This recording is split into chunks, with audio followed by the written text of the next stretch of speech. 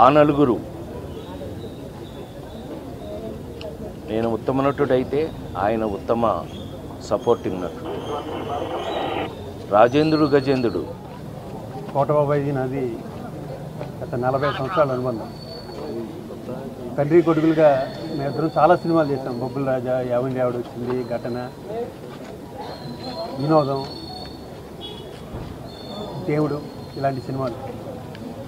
ఒక సీన్ ఇచ్చి ఇంప్రవైజ్ చేయాలంటే సీన్లో విషయం లేకపోయినా కూడా అతను ఎంత బాగా ఇంప్రవైజ్ చేస్తారు, సీన్ పనిచేస్తారంటే అలాంటి నటులు వేల మీద ఎక్కువ. కోటబాబు దగ్గర నుంచి నాలాంటి ఆర్టిస్టులు చాలా నేర్చుకున్నాం.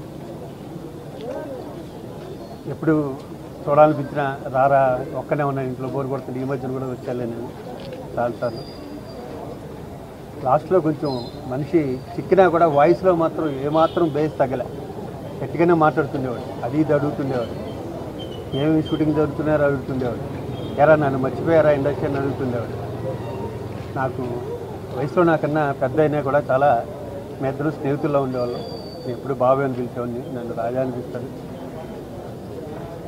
అతను లేని లోటు తీర్చలేని, ఎప్పుడు అతను చల్లగా ఉండాలని దేవుని ప్రార్థన.